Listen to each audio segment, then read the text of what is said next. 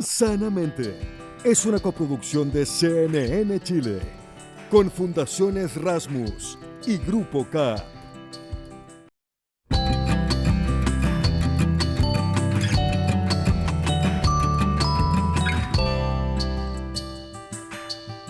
¿Cómo están? Bienvenidos y bienvenidas otra vez a un fantástico programa de Sanamente que busca explorar en torno a distintas dimensiones de nuestro bienestar, de nuestra salud mental y de la felicidad, que es probablemente uno de los grandes vectores que conducen la vida humana. Hoy aprenderemos sobre la prevención del suicidio en la vejez, una población que muchas veces no vemos, que dejamos debajo de la alfombra, y sin embargo este es un problema muy grande a esa edad. Además, hablaremos con Karina Nielsen sobre distintas posibilidades que tenemos en el trabajo de encontrar salidas y posibilidades a los espacios laborales, y también cómo podemos cuidar la salud mental en estos contextos. Adicionalmente hablaremos con María Rosa Olave de El Cruch para poder hablar justamente sobre cómo está la salud mental de los universitarios. Esto y tanto más en el episodio que ahora comienza. El cuidado de la salud mental en la vejez es un factor clave para tener una experiencia u otra de esa etapa. Pero no solo cambia la manera en la que vivimos nuestro gran último periodo de vida, sino que también es una manera de prevenir un problema muy grave que existe hoy y que las cifras lo demuestran, y es el suicidio en esa etapa.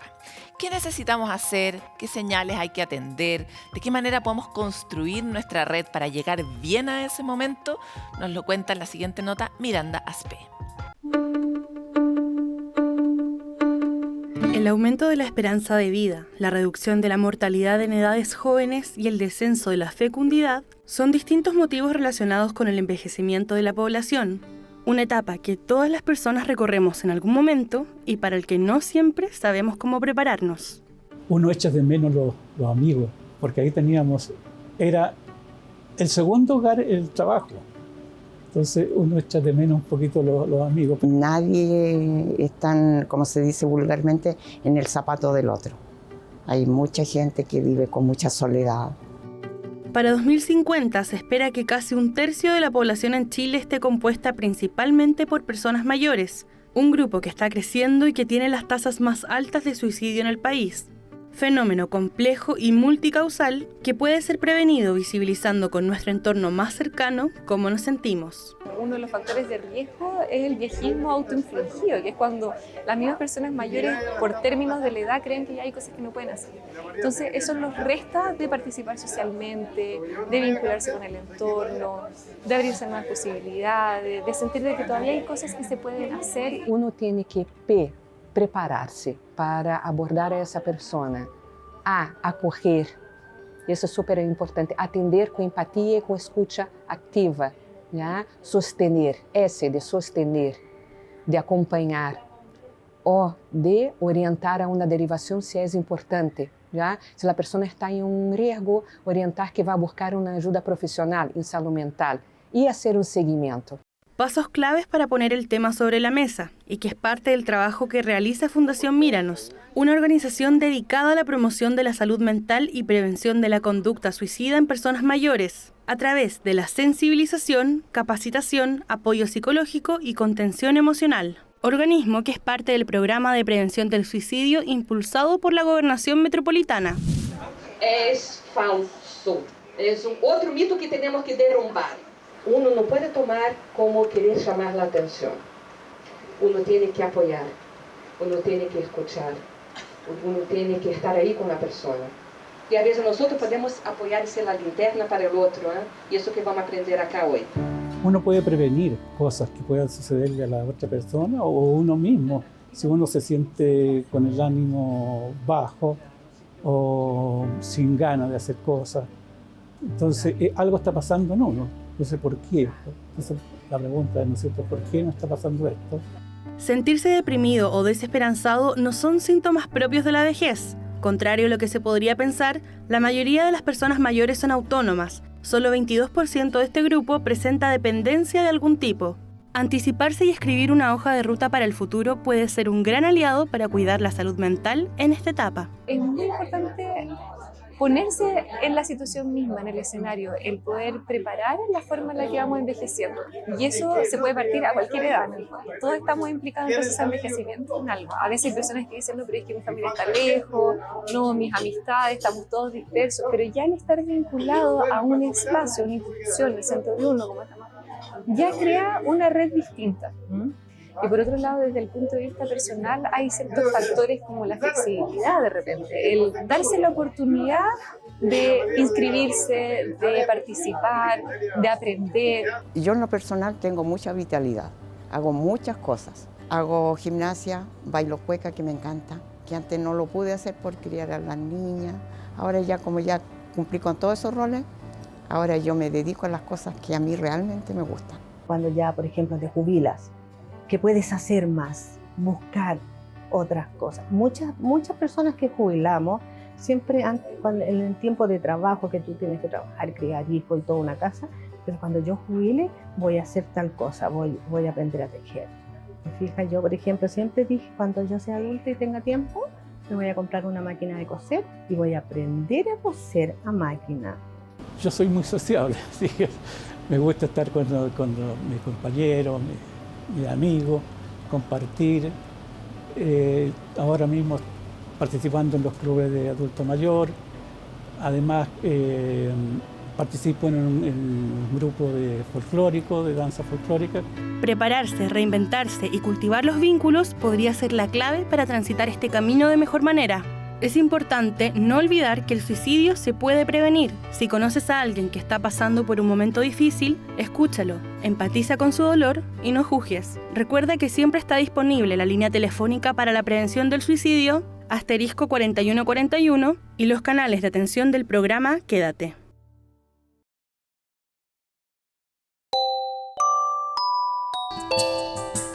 Según cifras de la ONU, al menos el 60% de la población mundial trabaja.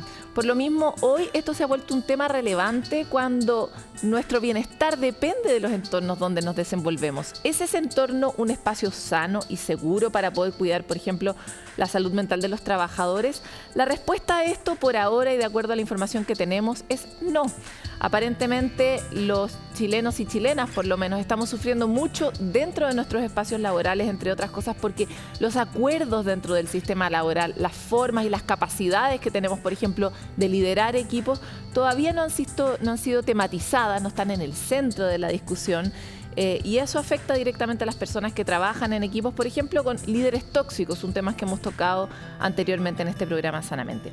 Hoy estamos con Karina Nielsen, psiquiatra y experta en temas de salud mental en el trabajo, y tenemos esta oportunidad también gracias a la Universidad Diego Portales que la trajo a Chile. Muchas gracias por estar aquí. Gracias por estar con nosotros. Es un placer estar aquí.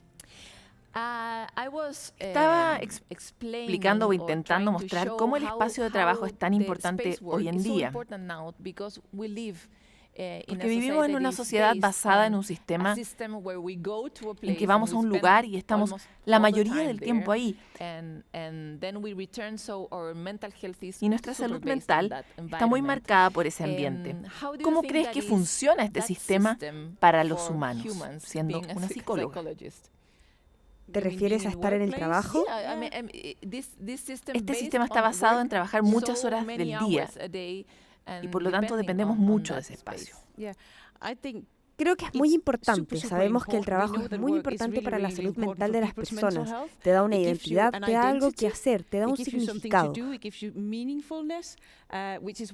Por esto es muy relevante crear espacios de trabajo saludables donde la gente prospere y disfrute de lo que hace. Por lo tanto, debemos ser capaces de organizar el trabajo de una manera en que las personas prosperen y tengan un empleo con un significado y disfruten de lo que hacen. Sí, pero da la impresión de que hubiéramos perdido la zanahoria, la motivación. Estamos buscando un sentido en nuestra vida, una idea de bienestar común, ¿no? Para eso trabajamos, o al menos tal vez esa fue la primera decisión. Sin embargo, en medio de la historia hemos perdido el rumbo, la comunidad.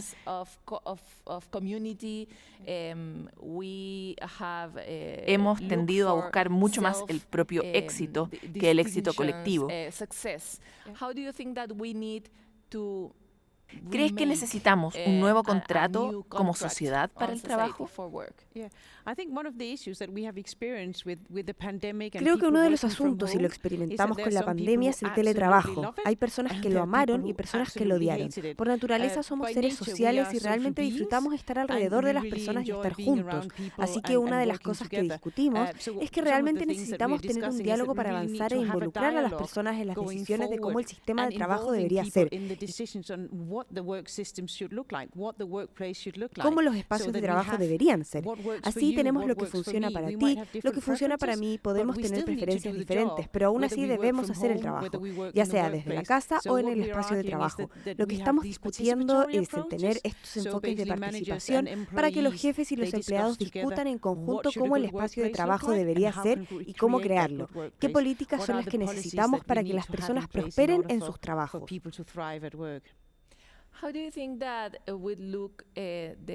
¿Cómo crees que será el trabajo del futuro? Porque la sociedad en la que vivimos ahora está muy consciente del individualismo. Y si hacemos eso, es difícil encontrar un contrato común sobre el trabajo a futuro.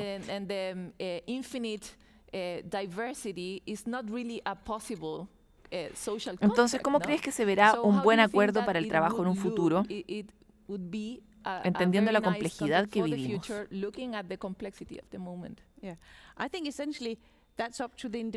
Creo que esencialmente eso depende del lugar de trabajo individual, de decidir qué es lo que funciona para ellos. Así que hablamos mucho sobre el proceso participativo de involucrar a los empleados y crear un terreno común. Hablamos mucho sobre dar sentido. Entonces, ¿cómo doy sentido a mi trabajo?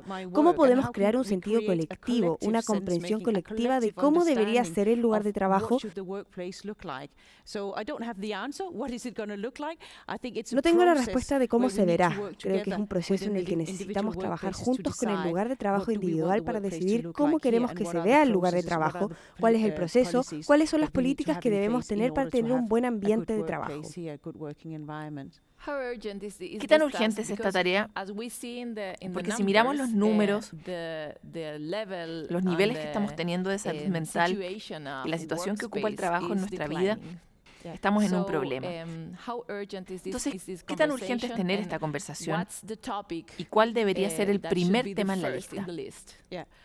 Bueno, obviamente pienso que es muy importante porque vemos muchas cosas, vimos la gran renuncia, entonces la gente viene obligada a regresar al lugar de trabajo físico real y dicen que no, estaba acostumbrado a trabajar desde casa, no me gusta, voy a dejar mi trabajo, no voy a detenerme con lo que estaba dispuesto a aplazar antes. También podemos ver que los problemas de salud han aumentado significativamente como resultado de la pandemia y tenemos en algunos países muchas personas que sufren COVID durante mucho tiempo, entonces están sucediendo muchas cosas y es realmente muy urgente que tengamos esa discusión, ese diálogo sobre qué es, qué podemos hacer y cómo podemos acomodar las necesidades de diferentes personas en el lugar de trabajo. No podemos simplemente ignorar que hay personas con mala salud mental.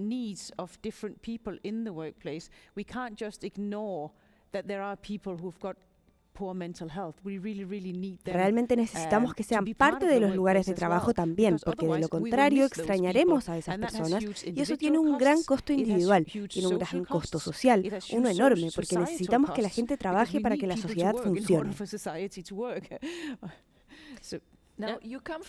Vienes del norte, y el norte es un mundo privilegiado. Y nosotros estamos en el sur, en una conversación muy dura, porque el sur también es muy diverso. Tenemos, no sé, a India y también a Chile. Y claro que no somos lo mismo.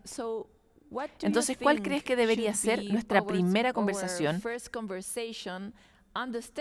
Comprendiendo que estamos tratando de vencer la pobreza, estamos en medio de una crisis climática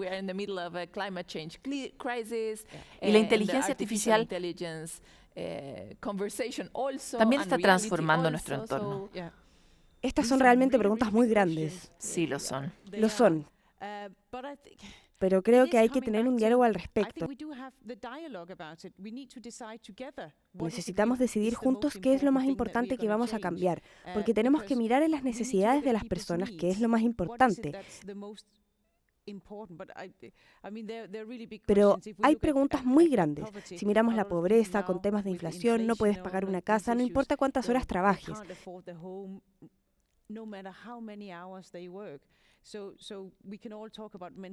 Entonces todos podemos hablar sobre salud mental y bienestar, pero debemos considerar tanto lo que sucede en el lugar de trabajo como lo que sucede a nivel de la sociedad.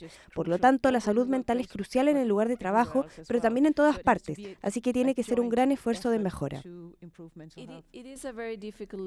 Es un momento muy difícil y necesitamos tener un nuevo acuerdo, no sé, para poder llegar a ese lugar. Pero tal vez hemos encontrado, al hacer estos diferentes programas aquí en Sanamente, que efectivamente hay una pequeña píldora común que tal vez podamos tomar todos, y es la comunidad. ¿Cómo funciona la comunidad en el espacio de trabajo?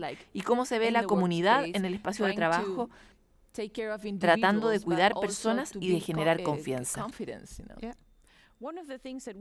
Una de las cosas de las que hablamos en nuestra investigación es sobre el modelo IGLO. Entonces, básicamente dijimos que cuando queremos hacer cambios, cuando queremos crear un buen lugar de trabajo, debemos considerar cómo podemos construir recursos en diferentes niveles. Y esencialmente, nivel individual, que construyes los recursos individuales para que puedan hacer mejor el trabajo. Pero volviendo a lo que estabas diciendo sobre la comunidad, también se considera el clima del equipo, el clima de grupo, cómo las personas trabajan juntas a nivel de grupo, para asegurarse de que las personas tengan un buen ambiente de trabajo y seguro, donde puedan confiar unos en otros, puedan trabajar juntos y puedan resolver problemas.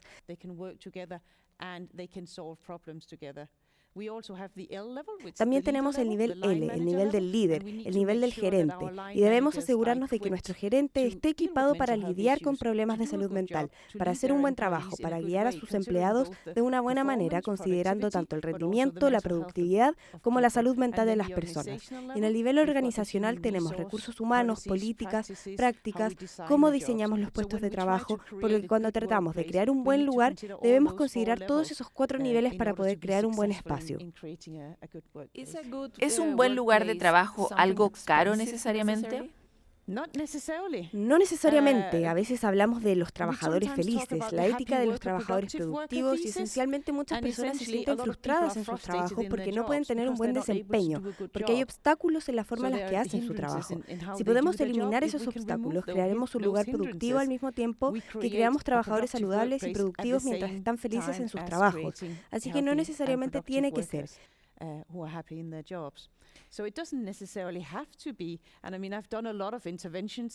Quiero decir, he realizado muchas intervenciones en mi tiempo y lo que encontramos con frecuencia no son grandes cambios que los empleados quieren, es simplemente poder hacer un buen trabajo al final del día, y eso no tiene por qué ser caro. ¿Y qué recomendarías para quien tenga una compañía de cualquier tamaño para que sea consciente al momento de elegir a sus líderes? Elegir a los líderes, muy a menudo vemos que los líderes son elegidos por sus competencias profesionales, sus habilidades para ser un buen ingeniero, por ejemplo. Sí, un buen trabajador. Uno elige al buen trabajador. Exacto, pero ellos no necesariamente son la persona, no necesariamente tienen las habilidades de las personas. Por lo tanto, debemos analizar qué tipo de líder necesitamos en esta situación, en este trabajo, cuál es su rol, y asegurarnos de que haya un buen ajuste entre lo que queremos que sea ese rol y las personas que ponemos en ese rol. Pero por supuesto, esa es la situación ideal. Lo que podemos hacer es capacitar a los líderes para que se conviertan en mejores líderes, y sabemos que eso funciona. Hablamos de ayudar a promover el liderazgo, por ejemplo, haciendo que los líderes sean conscientes del impacto que tienen en la salud mental de sus empleados. También podemos capacitarlos para que sean conscientes de detectar cuándo algunos de sus empleados pueden tener problemas de salud mental. Así, tratamos de ayudarlos antes de que se caigan del acantilado, antes de que se pongan tan mal que necesiten, ya sabes, ayuda psicológica. Entonces, detectar cómo podemos ayudar a las personas en el lugar de trabajo, pero también cómo podemos crear un buen ambiente en el que nos ayudemos mutuamente para prevenir la mala ayuda mental en el lugar de trabajo. Ahora, para terminar, tú investigas este sentimiento a lo largo del mundo. ¿Has visto algún gobierno de verdad preocupado en cómo hackear la conversación dentro del lugar de trabajo? Porque parece que es una conversación dentro de las empresas, pero finalmente, y en el nivel de impacto que tiene, es una conversación para el país. Necesitamos políticas públicas para abordar esta conversación del clima dentro del trabajo, ¿o no? ¿Qué opinas tú? Absolutamente. He trabajado en los Estados Unidos, en Australia, en diferentes países europeos. Yo soy de Dinamarca y tenemos muchas políticas a nivel nacional, pero también a nivel de la Unión Europea tenemos una directiva sobre el entorno laboral que dice que las organizaciones de la Unión Europea deben prevenir la mala salud mental y gestionar el estrés en el lugar de trabajo. Por lo tanto, prevenir en lugar de. Pero hay mucho que hacer para que la política nacional se traduzca en prácticas en diferentes organizaciones. Pero sí, hablo de organizaciones porque eso es lo que hago. Pero por supuesto tiene que estar en un marco de trabajo en el que las organizaciones de apoyo hagan lo correcto. ¿Crees que los gobiernos del sur están teniendo esta conversación también a ese nivel? Eso espero. Bueno, eso es lo que tratamos de hacer aquí. Sí, exacto. Siempre se puede hacer mejor, pero creo que comenzar esa conversación es el primer paso. Asegurarse de que los formuladores de políticas entiendan la importancia de la salud mental en el trabajo. Como comenzaste diciendo, pasamos gran parte de nuestro tiempo en el lugar de trabajo. Tiene un impacto tan grande en la salud mental de las personas, por lo que realmente necesitamos ver el lugar de trabajo como un medio central para crear una buena salud mental. Muchas gracias por estar con nosotros en Sanamente. El tiempo corre, pero es una conversación muy importante. Muchas gracias y gracias por tenerme.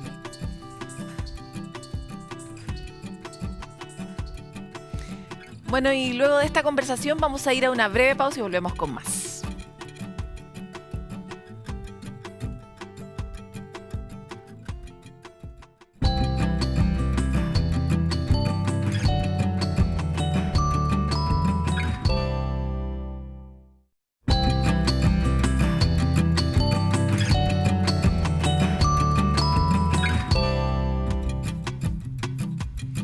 Hoy los queremos hacer una pausa durante Sanamente. Imagínense, hemos tenido muy buenos comentarios cuando ocurren estas cosas en el programa y por qué no intencionarlas. Hoy vamos a hacer un ejercicio de respiración con un experto en mindfulness de Harvard, además psicólogo clínico, Christopher Willard.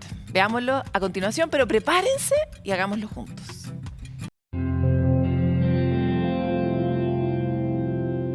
Hola. Soy el Dr. Chris Willard, psicólogo clínico, y quiero mostrarte un ejercicio de mindfulness. Es sobre respiración. Cuando respiras más profundamente y lento, el oxígeno te impacta de manera distinta. Así que cuando regulas tu respiración, regulas tu cuerpo, regulas tu sistema nervioso y tu cerebro, y luego eres capaz de regular tus emociones y tu enfoque, al igual que regular tus impulsos. Así que encontrar una forma de regular tu respiración, puedes solo tomarte un momento y solo ser consciente de tu respirar primero. Y luego puedes extender tu respiración, inhalar y exhalar. Solo inhala. Solo inhala a través de tu nariz y extender tu exhalación un poco. Prueba un par de veces. Inhala y extiende tu exhalación. Y solo en unas pocas respiraciones puede que empieces a notar que tu cuerpo se relaja un poco. Tu cerebro se abre más, tomando perspectiva.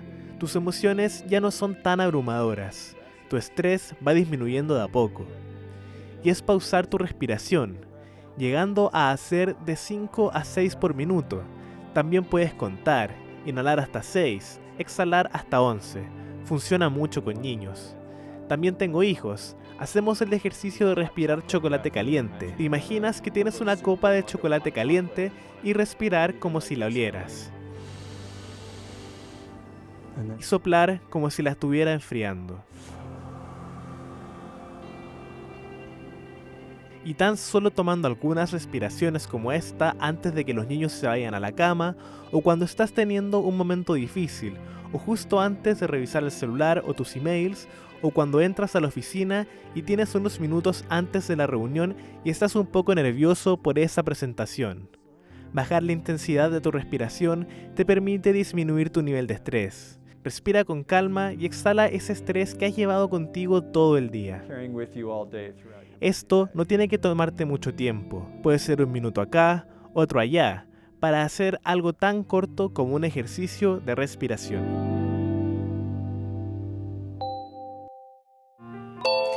Llega nuestro momento de punto de encuentro donde compartimos algunos tips, herramientas, ideas que nos permitan sentir mejor.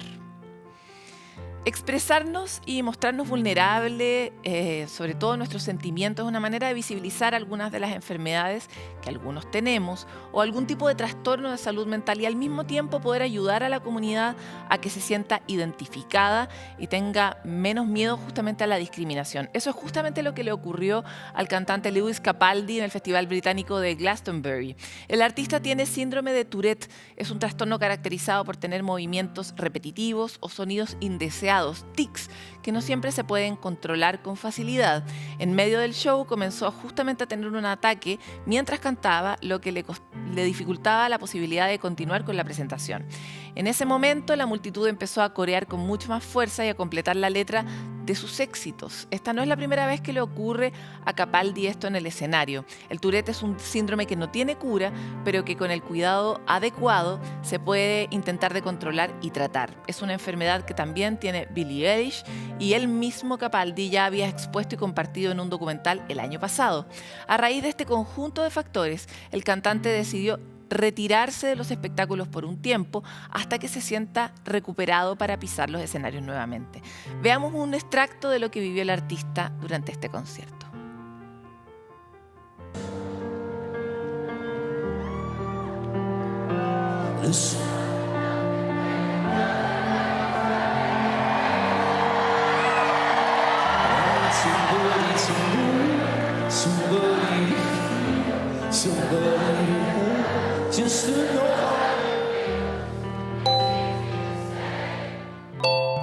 Bueno, la primera infancia es una etapa clave, lo hemos hablado tantas veces en este programa. El desarrollo de los niños y niñas, tal como hemos visto antes en nuestro programa, resulta crítico para el desarrollo futuro. Es el momento donde el aprendizaje emocional se crea, ¿no? Y finalmente se puede replicar a lo largo de la vida. Por eso la Fundación Integra creó su modelo de educación emocional con la llegada de la oveja Nanay, que para todos en cultura como popular se entiende como una manera de acariciar el corazón y de hecho en quechua significa esto. Esta oveja está disponible para todos los jardines infantiles y modalidades no convencionales de Fundación Integra en el país. Este animalito de peluche es encargado de guiar, acompañar de manera lúdica el proceso para que niños y niñas y los equipos pedagógicos puedan descubrir y comprender cómo expresar sus emociones, algunas difíciles como el miedo, la alegría o la tristeza, y de esta manera desarrollar competencias socioafectivas. Nanay.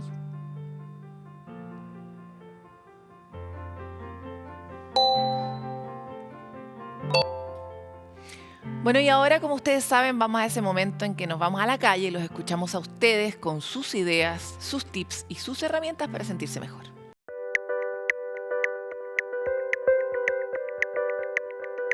Hola, mi nombre es Juan Manuel Mejía y tengo 50 años.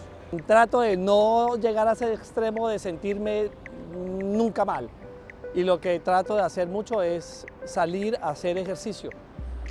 Trato de hacer mucho deporte. Tiempo atrás estuve haciendo triatlón, ahora salgo a correr, hago running, monto bicicleta, mountain bike y hago bicicleta de ruta. Realmente me libera de muchas cargas que tengo de trabajo, de preocupaciones. El contacto directo con la naturaleza y con los mismos deportistas que están a mi lado me ayudan a liberarme y a estar tranquilo.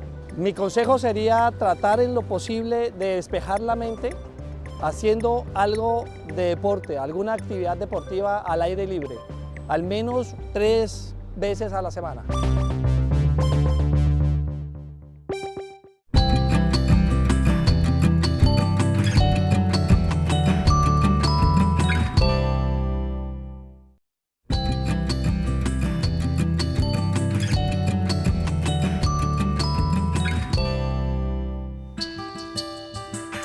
La pandemia en distintos ámbitos fue esa gota que rebalsó un vaso que se venía llenando hace harto rato. El vaso en particular de la salud mental llegó a su tope durante ese periodo y desde entonces hemos tenido distintas noticias, informaciones de distintas poblaciones que nos cuentan de una conversación ya inevitable, que es cuánto está sufriendo cada persona o cada grupo a puertas cerradas habitualmente, sin encontrar una salida muy clara, con muy pocas herramientas desde el mundo público, con poca inversión en el asunto de salud mental en general. Y esto en materia universitaria también ha quedado bien debajo de la mesa, porque otras poblaciones, por ejemplo las mujeres, por ejemplo los niños más pequeños, por ejemplo los adultos mayores, han tenido también índices terribles que los han hecho estar un poco más adelante en la fila de conversación sobre estos problemas. Sin embargo, el mundo universitario es un mundo difícil.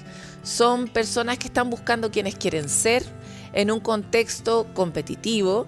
La universidad es en sí mismo, o llegar a la universidad es en sí mismo un proceso muy estresante para las personas.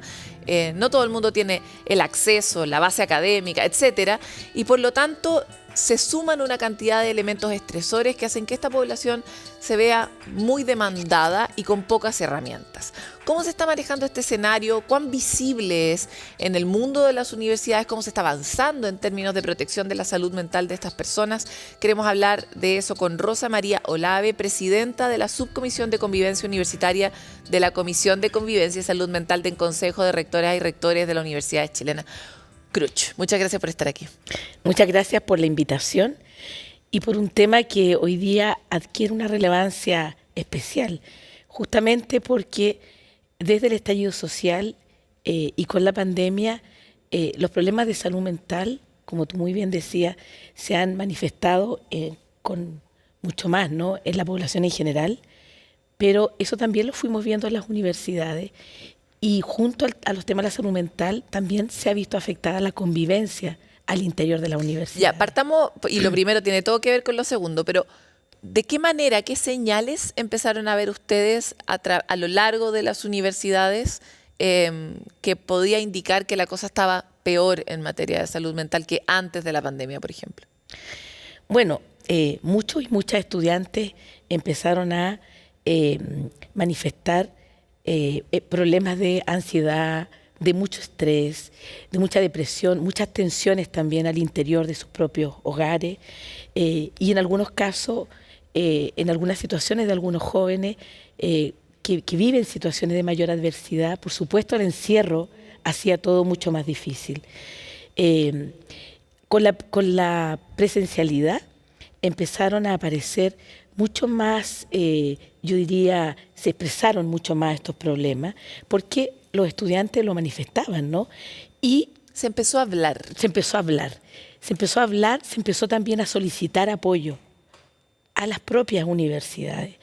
Pero esto va de la mano con la convivencia, porque tanto tiempo retraídos, sin tener espacios de intercambio, eso por supuesto hizo más difícil volver, ¿no? Y volver a interactuar en la sala de clase, como que a trabajar en grupo. desaprendimos el hábito de estar con otros y de interactuar. Esa es una primera lectura, ¿no? Absolutamente. Y esto ha sido una preocupación en las 30 universidades del Consejo de Rectores. Y entonces, en junio del año 2022, el Consejo de Rectores creó una comisión de convivencia universitaria y salud mental. Y durante el segundo semestre del año pasado se hizo un lanzamiento público en la Universidad de Chile de esta comisión. Se convocó a distintos académicos y académicas que trabajan o trabajamos en estos temas de salud mental y convivencia para constituir estas comisiones. Y esa primera actividad pública fue invitado el doctor Ricardo Araya, Premio Nacional de Ciencias Aplicadas, y él presentó un poco el panorama con unos estudios que se han hecho en Chile muy preocupantes respecto de cómo la salud mental, especialmente lo que tiene que ver con sintomatología ansiosa, depresiva, está disparada. Y mucho más en las mujeres que en los hombres. Bueno, eso es la historia de ser mujer, tiene que ver con siempre ponerle un IVA que nos toca cargar de una manera mucho más fuerte, ¿no? Exactamente. Ahora, me encantaría entrar en un pequeño detalle, porque la vida universitaria es probablemente la última oportunidad, y para muchos la primera, de vivir un ensayo de la vida democrática y de la vida ciudadana. Como Chile es un sistema bastante de guetos, y en algunas cosas funciona muy como pequeñas islas con unas pequeñas reglas. Es muy de burbujas Chile en su manera de organizarse, sobre todo cuando uno está en el colegio, por ejemplo. La universidad es como la primera vez que uno respira de alguna manera en otra frecuencia y tiene la oportunidad de exponerse o no a dinámicas de debate, a dinámicas de encuentro con otros diferentes, que es algo que se da poco por la forma en la que se organiza la sociedad, ¿no? Entonces, ¿qué foco están poniendo tal vez como tecnología en estos mismos comités de retomar ciertas cosas que incentiven el encuentro, el debate y compartir con distintos? A ver, lo primero que yo diría es que en las universidades se expresa también lo que pasa en la sociedad y las universidades se ven permeadas. Y por lo tanto, yo diría que en los últimos años hemos estado viviendo en un contexto de mucho mayor irritabilidad, de mucho más dificultad para conectarse, para intercambiar experiencias, con la irritabilidad de alguna manera ante un primer hecho se sobrereacciona. Y yo creo que eso de una u otra manera también se ha ido viendo en las universidades, con tal vez muchas veces con no lo suficiente espacio para generar ese intercambio, para generar mayor diálogo, para también en esa formación integral que se debe impulsar, ¿no?, en las universidades, poder también que los estudiantes y las estudiantes puedan adquirir herramientas justamente para el diálogo, para resolver o gestionar sus diferencias de una manera positiva, constructiva, dialogante. Entonces, y aquí quisiera comentar un poco lo que hemos estado haciendo en esta Comisión de Salud Mental y Convivencia Universitaria. Uno de los objetivos es poder conocer qué es lo que está pasando en las universidades, no solamente en términos de los problemas que estamos viendo, sino que también de cuáles son las prácticas y las experiencias y las respuestas que las universidades están tratando de impulsar, ¿no? Y ahí nos encontramos, yo diría, con primero un interés, una necesidad y una voluntad por parte de distintos actores en las universidades por tratar de dar respuesta a esto. De hecho, estamos en un ciclo de conversaciones que se ha convocado desde la comisión para que todas las universidades puedan participar en grupos de conversación, especialmente las direcciones de asuntos estudiantiles, que son quienes están más relacionadas con lo y las estudiantes, para poder recoger un poco su visión de qué es lo que está pasando con la convivencia, y con la convivencia en el sentido de cómo se están relacionando los estudiantes, qué espacios tienen de intercambio, cómo están resolviendo las diferencias entre ellos, qué está pasando, por ejemplo, también con los temas de la salud mental, el consumo de alcohol y droga, los espacios de diversión, de esparcimiento, etcétera. Y por otra parte, poder también intercambiar las distintas experiencias que las universidades están llevando a cabo en la práctica para intervenir estas situaciones. Exactamente. Entonces, y ahí yo rescato algo que el mismo doctor Ricardo Araya dijo en esa oportunidad en la Universidad de Chile, que las mejores respuestas no tienen que ver con que sean los psicólogos, las psicólogas, los psiquiatras que cada estudiante tenga, ¿no?, sino que tiene que ver con cómo constituimos comunidad en las universidades. Cómo finalmente la comunidad universitaria, que sea una red de apoyo, que sea una red en donde se intercambia, que sea una red donde aprendemos unos con otros, con otras, donde aprendemos también a convivir en la diferencia. ¿Cómo se fortalecen esas prácticas? Ya, y no nos queda mucho tiempo. Me encantaría saber cómo se fortalecen esas prácticas. Te lo planteo porque mi época universitaria fue una época, para mi gusto, poco estimulante, donde la cosa era muy operativa, casi parecida a la del colegio, ¿no? Y en algunos espacios relacionados con carreras un poco más locas, más abiertas, teatro, filosofía, uno podía tener una experiencia distinta de la universidad. Pero no estamos acostumbrados, por ejemplo, a enseñarnos a hablar entre diferentes. No tenemos una cultura como tienen en Estados Unidos, por ejemplo, de generar talleres de debate, etcétera, ¿no? Como esos pilares que finalmente constituyen la democracia y también la posibilidad de llegar a acuerdos. Entonces, ¿qué prácticas ustedes ya han escuchado en estas distintas conversaciones que son buenas de replicar o que fortalecen la comunidad? Sí, yo creo que ahí es muy importante cómo las universidades fomentan espacios de participación. Eso es como un primer tema. Y hay universidades, por supuesto, que están generando instancias de participación entre los estudiantes. Por otro lado, también hay mucha experiencia de mentores, tutores, por ejemplo, que cuando llegan los y las estudiantes en primer año, en el fondo los acompañan, ¿no? Hay una experiencia de acompañamiento donde los estudiantes que están ingresando a la universidad aprenden un poco de las experiencias de otros. Así también hay en algunos lugares hay experiencias que tienen que ver con, por ejemplo, tener actividades de educación socioafectiva, por ejemplo, talleres sobre cómo aprendemos a dialogar de una manera más positiva, efectiva, constructiva, o cursos que tengan que ver con habilidades de diálogo y de comunicación, o cursos que tengan que ver también con estrategias para poder enfrentar mejor distintos conflictos. Ahora, ¿qué es lo importante? Es que esto pueda transversalizarse también en la formación. Institucionalizarse, ¿no? E institucionalizarse. Que no sea un optativo en el fondo. Pero un poco la intención del Consejo Rector y de esta comisión en particular, que es liderada por 3 rectores, por un rector y 2 rectoras, el rector Sánchez, rectora Debe y la rectora de la Universidad de la UMCE, es justamente poder, a partir de este trabajo que se está haciendo en la comisión, generar ciertas líneas de acción y estrategias que puedan impulsarse en las universidades, pero que por supuesto en cada una de las universidades puedan adecuarse a su propia realidad. Yo creo que también lo que es muy necesario, el intercambio intergeneracional. Me refiero intergeneracional e interestamental. Es decir, muchas veces hablamos de la convivencia estudiantil, pero nos parece mucho más relevante hablar de la convivencia universitaria, es decir, cómo nos relacionamos estudiantes con profesores, con profesoras, con administrativos, con las autoridades, y generamos ahí un intercambio y un tipo de relación que sea más armonioso, que apunte hacia el bienestar de todos los que forman parte de esa comunidad. A final de este primer semestre vamos a emitir un documento con todo lo que recojamos de este ciclo de conversaciones, donde justamente lo que estamos haciendo es poder recoger esta diversidad de experiencias que las universidades están haciendo con sus distintos equipos, donde participan distintos estamentos también de las universidades. Total. ¿no?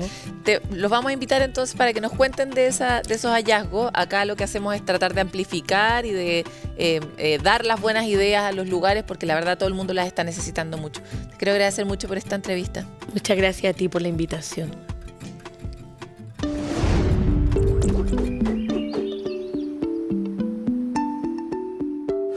Si sientes miedo constante al abandono, criticas a tus parejas, sobrereaccionas, eres demandante, pero también cuando te ofendes o enojas pones una fría distancia indiferente, podrías ser una persona con apego ansioso o ambivalente. Esta forma de vincularte se desarrolló en la infancia temprana en relación con tus principales afectos. En algunos casos es el resultado de experiencias traumáticas, como el abandono de los cuidadores, pero también es el efecto de pequeños momentos durante la crianza en que no fuiste atendido cuando lo necesitaste, o la falta de constancia, donde a veces te cuidaron y contuvieron y en otras te hicieron sentir rechazado por tus necesidades emocionales. Los niños y niñas necesitan un entorno amoroso que los contenga y entregue certezas de que son amados, pese a sus errores o de la expresión de sus emociones. De lo contrario, podrían desarrollar una sensación de inseguridad y desconfianza. Si te identificas con este apego, no te preocupes demasiado y ocúpate. De la misma forma que aprendiste a ser así en tus vínculos importantes de infancia, puedes aprender a ser diferente en tus nuevas relaciones. Solo tienes que informarte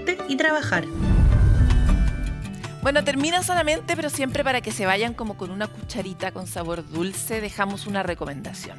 Hoy queremos recomendarles el Espacio Reconto, que es una empresa social que busca ayudar a disminuir la brecha digital y la discriminación en personas mayores. Ofrecen planes de tratamiento a personas de más de 50 años, familiares y cuidadores a través de telemedicina o a domicilio. Si quieren conocer más sobre esta iniciativa, pueden conectarse también al WhatsApp 569-6445-8261 o al mail info@espacioreconto.com.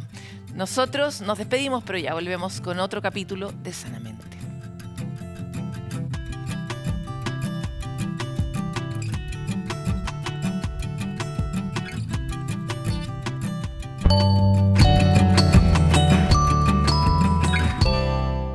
Sanamente es una coproducción de CNN Chile con Fundaciones Rasmus y Grupo K.